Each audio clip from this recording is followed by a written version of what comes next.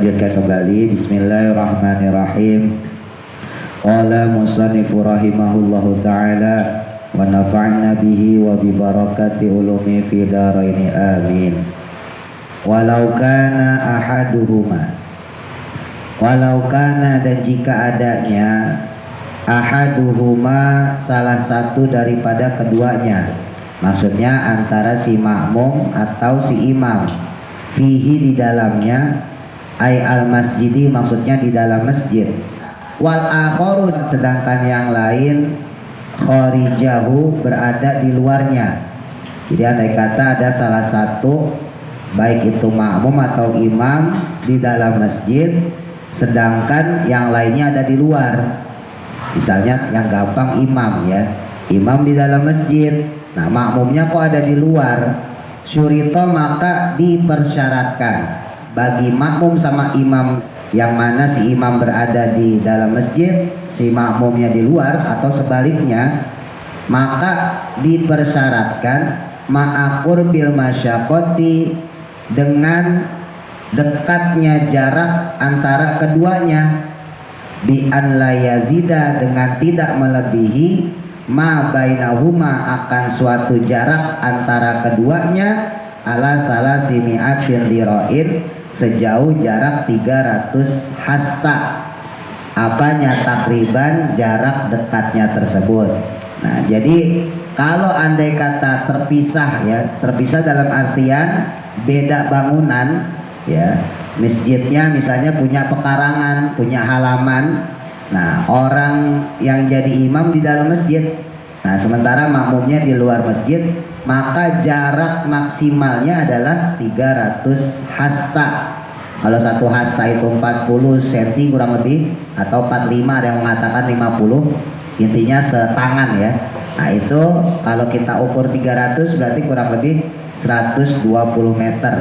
Artinya selama sepanjang 120 meter tadi, andai kata nggak ada penghalang itu sah ya. Misalnya pekarangannya gitu ya, halaman masjidnya atau parkiran, misalnya zaman sekarang kan masjid-masjid gede punya parkiran. Nah, orang sholatnya di luar, selama jaraknya 120 meter ya, maka sholatnya tetap sah. Walaupun di depannya kagak ada makmum, jadi dia sendirian aja di lapangan itu, imamnya di dalam masjid, nah itu tetap sah. Nah, syaratnya yang kedua, selain jaraknya tidak melebihi 300 hasta ya, atau 120 meter kurang lebih ya, ada muhailin, yaitu tanpa adanya penghalang, bainahuma di antara keduanya, yamna'u yang mana bisa mencegah, muroron berjalannya dia, au ru'yatan atau pandangan dia. Nah, selain itu juga dipersyaratkan nggak boleh ada sesuatu yang menjadi penghalang ya, yang menghalangi dia berjalan atau menghalangi pandangan dia. Jadi andai kata ada orang sholat di luar masjid, di luar musola, nah tapi di belakangnya itu ya ada tembok ya, atau ada pintu, pintunya ditutup, orang yang berada di luar masjid, di luar musola tadi ya, maka nggak sah karena adanya yang menghalangi dia untuk berjalan sampai pada imam, dan juga menghalangi pandangan matanya untuk melihat imam. Awukufu wahidin, atau boleh dengan adanya seseorang, minal makmumina, dari beberapa makmum yang ada. Nah boleh juga ini disiasatin ya, dipakein aja makmum hadza aman fadin, yang berada di depan lobangnya, fil haili, pada penahan atau pencegah yang menghalangi tadi ya, hail tadi. Inkana jika ada, kama idza kana, sebagaimana adanya keduanya itu, bibina aini, berada pada dua bangunan, kasohni, seperti di dalam ya, misalnya ruang tamu ini kalau rumah ya, wasufatin, dan juga di selain ruang dalam, maksudnya ruang samping ya, dan sebagainya. Mindarin, dari satu rumah, aukana, atau adanya, ahaduhuma, salah satu dari keduanya ya, maksudnya antara makmum sama si imam, dibinain, berada dalam satu bangunan, wal akharu sedangkan yang lain, ya maksudnya misalnya makmumnya gitu ya, di fadhain berada di halaman luar. Nah, fayus tarotu maka ini disyaratkan aidon juga sama persyaratannya. Guna di dalam hal tersebut ma akan sesuatu, ya maksudnya persyaratan maro yang telah lewat telah disampaikan tadi. Fa in hala maka jika terpisah ma akan sesuatu yang menghalangi mururon akan lewatnya orang tersebut, kasyibakin seperti jendela, auru'yatan atau pandangan, ya kababin seperti pintu, mardudin yang mana tertutup, wa illam tuglab walaupun tidak dikunci, dobatuhu pintu yang menghalangi dia itu, lima naihi musyahadati yang mana bisa menghalangi dia dari pandangan mukanya atau pandangan matanya. Wa illam yamna walaupun tidak mencegah al istiraqah berjalannya. Kalau di dalam rumah ya berarti ke satu tempat yang dari imam. Kalau musola masjid ya langsung menuju imam. Jadi nggak boleh ada yang mencegah dia, ya menghalangi dia untuk sampai ke imam. Wa misluhu atau semacamnya yang bisa mencegah dia sampai kepada imam. Asitru yaitu penutup, ya walaupun cuma selai penutup, ya kain lah kalau bahasa kita. Al-muzgha yang mana terbentang, aulam yakif atau tidak ada yang berdiri, ya ahadun seseorang, hada aman fadin yang berada di depan lubang tadi, lam yasih maka tidak sahlah apa al iktidau, ya iktida itu qudwah, ya mengikuti imam, bermakmum kepada imam, fihima pada keduanya. Ya, ini perlu saya sampaikan. Jadi kalau ada sesuatu yang bisa mencegah dia sampai kepada imam, atau dalam hal ini misalnya ada dua bangunan yang digunakan untuk sholat, ya antara bangunan utama dengan bangunan yang lain, ya sama seperti tadi dengan yang berjarak, ya maka dipersyaratkan harus tidak ada yang menghalangi kita mencapai imam, ya begitu pula dengan pandangan mata sampai kepada imam. Kemarin Bapak Ibu udah kita bahas, ya kalau kita pakai secara normal nih, ini kan makmum saf pertama menjadi wasilahnya makmum ke saf kedua, makmum saf kedua menjadi wasilah makmum saf ketiga dan seterusnya sampai belakang, ya jadi melihatnya makmum saf keempat katakan gitu, ya makmum saf keempat melihat kepada makmum saf ketiga, berarti yang di depannya itu sama saja seperti makmum tersebut melihat imam gitu. Begitu pula dengan makmum saf ketiga, makmum saf ketiga kan dia nggak melihat imam, tapi makmum saf ketiga dia melihat makmum yang di saf kedua, maka itu sama saja melihat imam gitu, ya.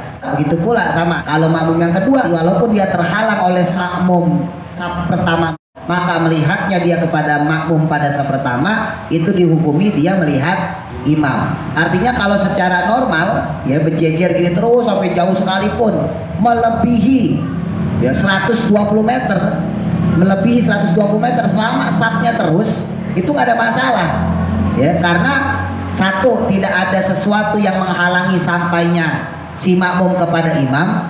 Artinya andai kata makmum yang paling ujung katakan gitu, ya jalan sampai ke imam nggak ada yang halangin, orang-orang semua di situ, ya. Terus yang kedua, pandangan matanya juga tidak terhalang. Jadi walaupun jaraknya katakan sampai 1 kilo itu sah tetap, ya. Nah yang jadi masalah adalah ketika terjeda nih, gitu. Jadi misalnya ada 4 saf, 5 saf, terus kemudian terjeda. Atau misalnya ada 2 bangunan, satu bangunan inti, satu bangunan lain. Kalau di kampung-kampung itu dulu pernah saya sampaikan, ya. Kalau Bapak Ibu perhatikan musola-musola kampung itu, ini misalnya imam, ya, maksudnya madhabnya sana gitu, ya. Nah, madhabnya yang sini. Nah itu biasanya entah kirinya, entah kanannya biasanya dipakai buat perempuan. Ya nanti di sini kasih hording tuh. Kalau kita punya musola masjid di kampung biasanya gitu. Jadi bangunan inti tetap buat laki-laki, ya. Nanti bagian kanannya atau bagian kirinya dipakai buat perempuan. Nah, model bangunan kayak gitu, maka syaratnya harus ada pintu, harus ada lubang. Menyambung pembahasan yang kemarin, ya. Jendela saja tidak cukup, bahkan pintu saja juga tidak cukup kalau nggak ada orang yang berada di sini. Nah, di sini sebutin tadi hadain manfaat, yaitu orang yang berdiri tepat di lubang untuk menyampaikan sahnya makmum yang berada di dalam dengan makmum yang ada di luar bangunan inti ya. Ya, jadi misalnya gampangnya ini ruangan inti lah gitu ya. Kalau misalnya yang ibu-ibu sholat di luar itu nggak perlu ada orang di tengah, nggak ada masalah, karena ini kan terus ya. Nah, yang jadi masalah itu kalau ada orang yang sholat di luar nih. Masalahnya saf yang pertama ini nggak sampai situ, gitu ya. Nah, misalnya berada di papan di sini. Nah, maka andai kata ada orang sholatnya jaraknya di situ aja, ya, tanpa ada yang nyambung dari sini, maka orang yang sholat di depan situ, nih di belakang Pak Dewardi lah, temboknya gitu ya, atau misalnya di belakangnya Mas Tatang nih, ini kan nggak ada pintu di sini masalahnya. Nah, maka orang yang sholat di situ nggak sah. Kenapa nggak sah? Karena berarti orang tersebut nggak punya orang yang mengantarkan dia menjadi penyambung dia dengan sop inti ya. Kalau yang di belakang ada masalah, jadi ada yang di teratak gitu ya, ada yang di parkiran motor misalnya, nggak ada masalah karena ini bersambung terus ke sana gitu. Yang jadi masalah yang ada di depannya, paham ya?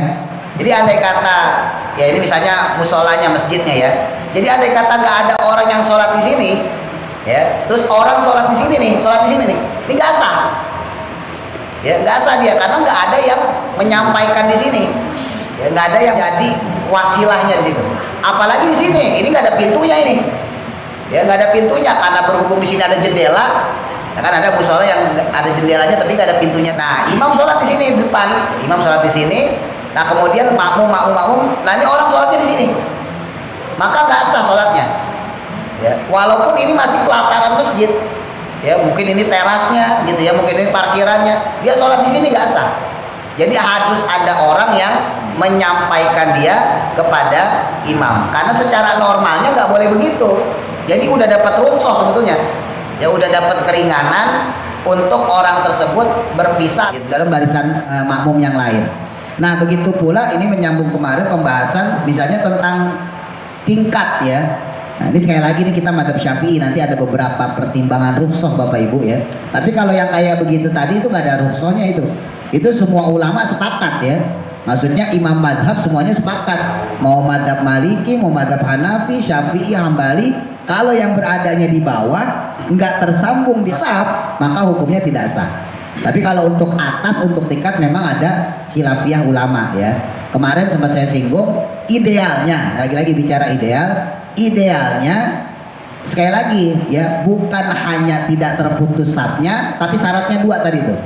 Tidak ada sesuatu yang menghalangi berjalannya orang tersebut menuju imam. Yang kedua, pandangan dia juga tidak terhalang. Mungkin kalau pandangan nggak terhalang, misalnya ini nih ya, tingkat ya. Ya, ini kita ambil yang gampang aja. Ini pandangan si makmum yang di depan nggak terhalang ya. Tapi syarat yang kedua nggak bisa. Ya, syarat yang kedua apa tadi? Bisa mengantarkan dia, bisa berjalan dia kepada imam.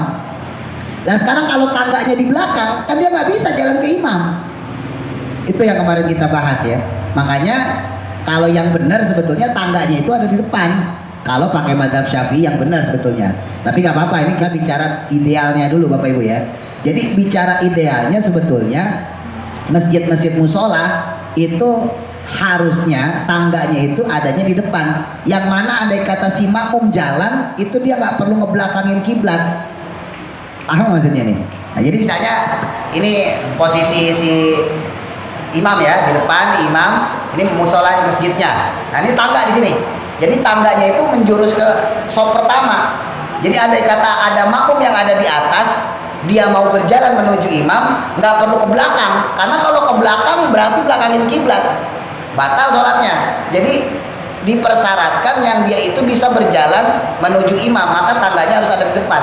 Jadi ketika misalnya ada di sini ya, maka tangganya jalan sini. Jadi kalau misalnya di sini, tangganya ke sini gitu.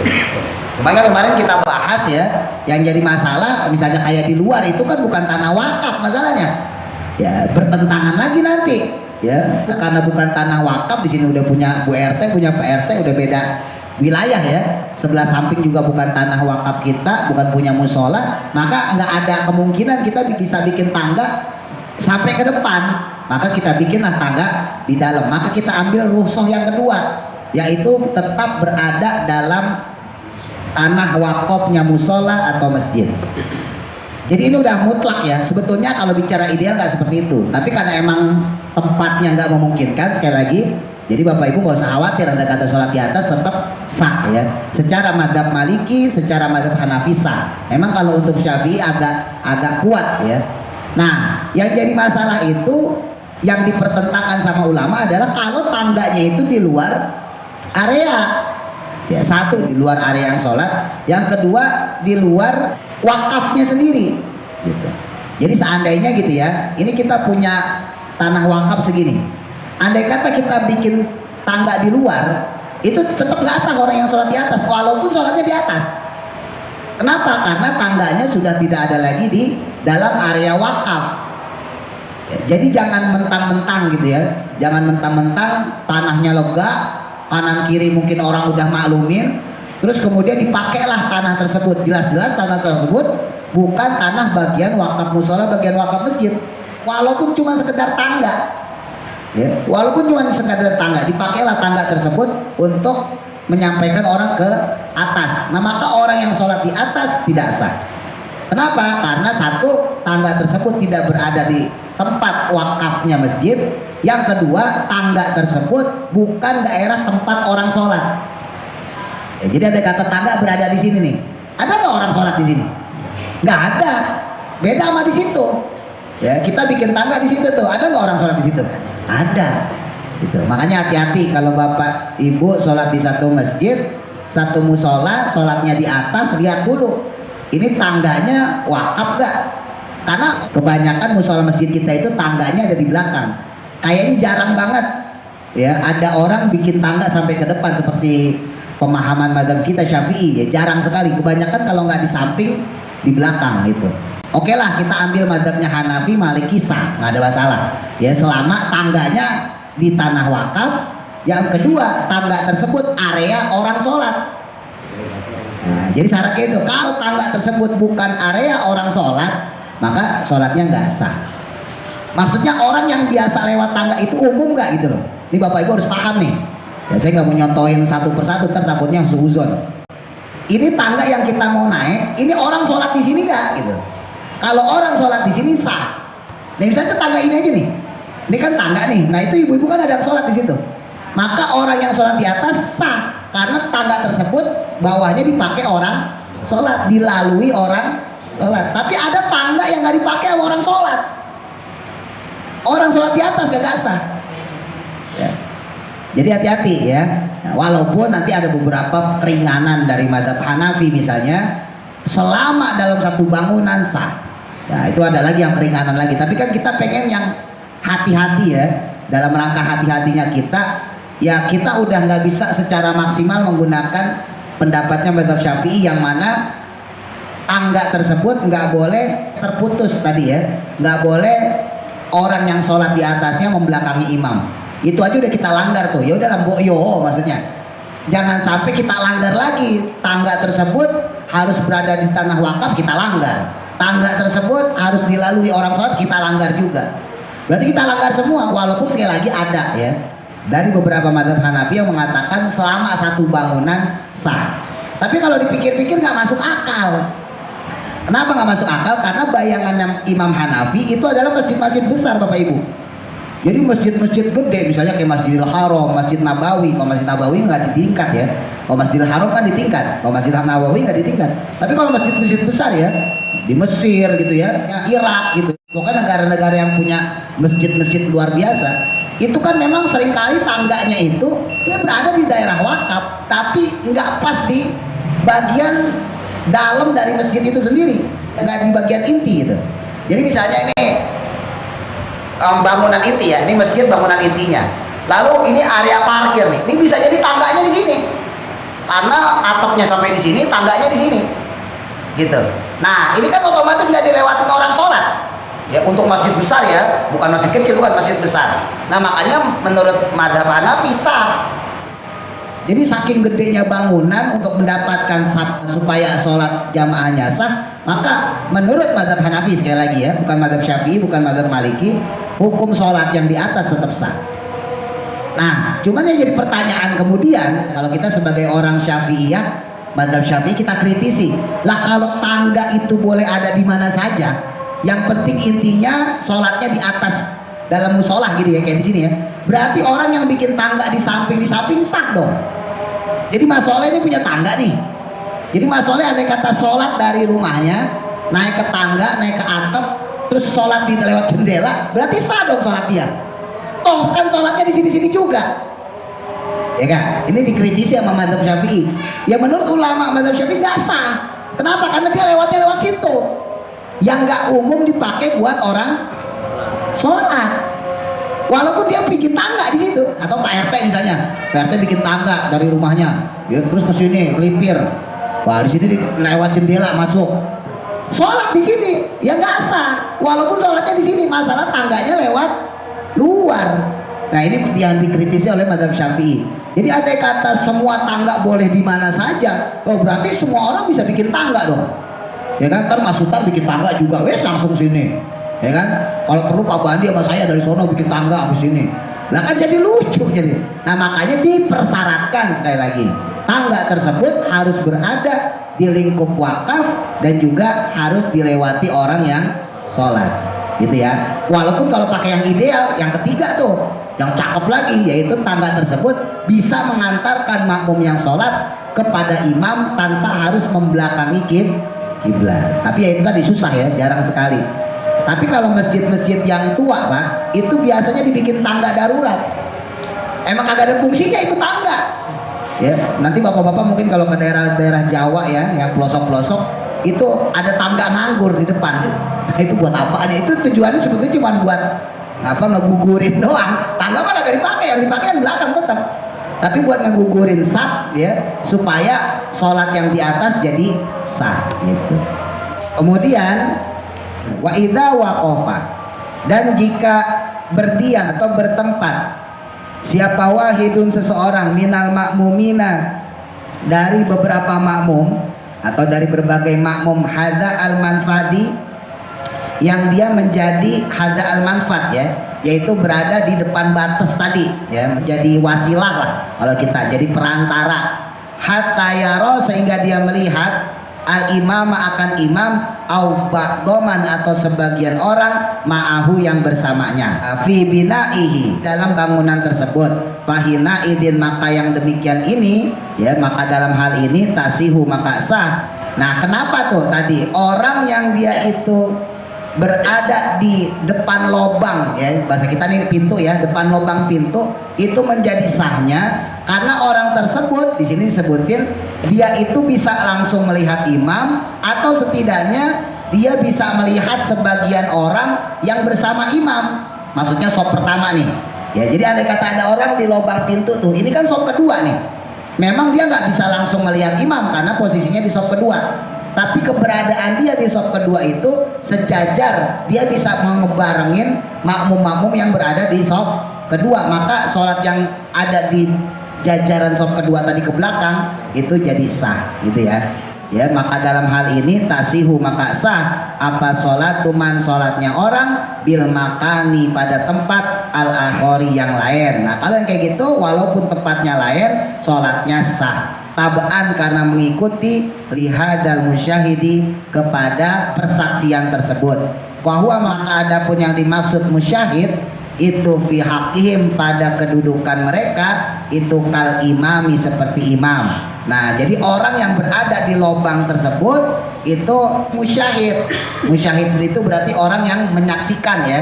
Nah sebagai musyahid tentunya kedudukan dia seperti imam bagi makmum yang ada di belakangnya. Hatta la yajuza, sehingga tidak boleh apa at-taqaddumu, yaitu mendahulukan, alaihi, kepadanya. Nah ini penting nih, jadi nggak boleh makmum yang ada di belakang si musyahid tadi ya mendahului sholatnya, fil mauqifi, pada tempatnya juga, wal ihrami, dan juga termasuk di dalamnya takbiratul ihram. Tuh. Jadi andai kata nih, lagi-lagi ada orang sholat di sini Ya, ada orang sholat di sini. Ini sebagai musyahid, ya, sebagai hadaf, ya, orang yang menjadi wasilah, ya, bagian sini, ya. Dia menyambungkan bagian dalam sama bagian sini. Nah, nanti akan ada orang yang berada di samping, kan? Ada yang di samping, ada yang di belakang. Nah, orang yang di samping di belakang nggak boleh takbiratul ihram duluan. Kalau yang di sini belum takbiratul ihram, sekalipun imam yang di sini sudah takbiratul ihram. Jadi imam udah Allahu Akbar. Ini yang di samping musyahid, ya saya sebut musyahid aja ya. Yang di samping musyahid atau di belakang musyahid nggak boleh langsung Allah, nggak boleh. Karena si musyahidnya belum takbiratul ihram. Sebab dialah sholat yang di sini jadi sah. Paham ya? Sebab kedudukan yang si musyahid ini adalah sebagaimana imam. Nah, maka harus ditunggu dulu ketika dia sudah Allahu Akbar, maka yang di sampingnya, yang di belakangnya boleh. Jadi intinya kedudukan musyahid itu yang terpenting, karena musyahid tadi kedudukannya, statusnya sebagai imam bagi makmum yang berada di samping atau belakangnya. Ya. Nah, ini buat perhatian juga ya. Jadi kalau bapak-bapak kebetulan sholat di satu tempat, ya, satu masjid yang bangunannya kayak tadi tuh terpotong-potong gitu ya, ada pintunya, bapak liatin juga, jangan sampai ngedahuluin ya orang yang ada di lubang pintu, ya, orang lubang pintu belum takbiratul ihram, kita udah main takbiratul ihram aja, ya, pada sah itu. Kenapa? Karena kita sudah mendahului si musyahid tadi. Tapi wala ba'sa, ya, tidak apa-apa bintaqaddum, kami dahului alaihi atasnya fil af'ali, dari berbagai rukun-rukun fi'linya sholat, walayaduruhum, dan juga tidak apa-apa bagi mereka, ya, butlana sholatihi, akan batalnya sholatnya si musyahid ba'da ihramihi, setelah ihramnya mereka. Nah, tapi kalau seandainya udah takbiratul ihram tadi tuh, ya, setelah itu andai kata kita ngebarengin si musyahid gak ada masalah. Atau musyahidnya batal nih, kentut misalnya gitu ya, lalu kemudian dia nggak meneruskan sholat, ya tentu orang batal, ya kan, batal, dia nggak melanjutkan sholat. Maka bagaimana sholat kita yang berada di samping musyahid, bagaimana orang yang sholat di belakang musyahid, yang mana kan kita ketergantungan sama dia nih. Nah, maka sholatnya tetap sah. Jadi andai kata si musyahid Allahu Akbar langsung kentut tuh, batal ya. Terus dia pindah, lah kok kita tetap Allahu Akbar, ini kita di sampingnya nih, ini di samping musyahid, Allah, nggak sah kitanya, karena nggak ada orang yang di lobang, nggak ada musyahid. Jadi kita harus pindah dulu jadi musyahid, paham? Hati-hati nih, ya. Nah, kita pindah dulu jadi musyahid, baru kita takbir. Nah, jadi perpindahannya kalau sudah misalnya katakan ruku, ya, kita ngeduluin, itidal kita ngeduluin, nggak ada masalah. Yang penting takbiratul ihramnya jangan ngeduluin. Begitu pula dengan ketika dia itu batal. Kalau dia batal nggak mempengaruhi kita. Kenapa? Kalau batal kan berarti udah takbiratul ihram, udah gak ada masalah, ya, berarti sholat sudah berjalan. Alal aujahi, menurut beberapa qaul ulama, ya, menurut beberapa pendapat. Nah, ini di sini contohin, karot dirihi, seperti menutupnya angin, albaba, akan pintu, isna'aha, di tengah-tengah sholat. Nah, jadi kalau andai kata ada orang dia jadi musyahid nih, ya, kayak tadi di situ pintu, ya, atau ibu-ibu di sini nih, tiba-tiba di tengah-tengah sholat pintu tertutup sama angin, nah ini kan berarti kan tertutup nih. Kalau tertutup berarti nggak tersambung, atau pintu belakang nih, ya, lagi sholat ketutup, ya, ketutup di pintu. Nah, dia sholat yang di sini gimana? Nah, kalau di tengah-tengah sholat, ya, di dalam sholat udah berlangsung, maka sholatnya tetap sah. Tapi kalau berada di awal kayak tadi takbiratul ihram, si musyahid udah pindah karena dia batal, kok nggak ada yang ngisi, berarti nggak sah. Jadi kita tetap harus menjadikan diri kita musyahid. Adapun ketika kita sudah Allahu Akbar lalu pintu ketutup, maka sholatnya tetap jalanin, sah. Ya, nah di sini sebabnya apa? Li'anau, karena sesungguhnya yuktafaru, bisa diampuni, ya, bisa dimakfu, fiddawami, pada hal yang itu melanjutkan, ya, ma, akan sesuatu, la yuktafaru, tapi tidak bisa dimaafkan, fil ibtidai, dalam saat permulaan. Ini kaidah fikih, ya. Sesuatu yang dia itu tidak dimaafkan dalam permulaan, itu bisa dimaafkan setelah berjalan. Jadi sesuatu yang kalau dari awal nggak bisa dimaafkan, itu bisa jadi dimaafkan kalau sudah berlangsung. Nah tadi tuh, misalnya pintu ketutup, pintu samping ketutup, pintu belakang ketutup, nggak bisa diampunin, nggak bisa dimaafin. Orang yang berada di samping pintu dia sholat, orang yang berada di belakang pintu yang ketutup dia sholat, sholatnya nggak sah. Ya kenapa? Karena dari awal. Tapi kalau di tengahnya waktu dia berjalan ketika dia sudah sholat, Allahu Akbar, maka sesuatu yang tidak diampuni tadi di awal jadi diampunin. Nah, contoh lain dulu kalau Bapak Ibu masih ingat ketika kita belajar kaidah fikih, saya nyontohin misalnya ada perempuan yang istihadah atau ada laki-laki, mohon maaf ya, nauzubillah, orang tua beser. Ya, orang kalau udah beser itu kan susah, pipisnya keluar mulu, cuit, apalagi kalau lagi sakit, apalagi dalam suasana dingin, atau perempuan istihadah, ya keluar darahnya mulu. Ini gimana sholatnya? Nah, maka sholatnya tersebut harus dimulai dari keadaan suci. Kalau dia mulai dalam keadaan istihadah, kalau perempuan, kalau laki-laki, andai kata dia mulai dalam keadaan udah kencing, ya keluar kencing terus dia Allahu Akbar, sholatnya nggak sah. Ya, sesuatu yang dimulai, ya dia tidak bisa dimaafkan. Tapi kalau setelahnya bisa dimaafin.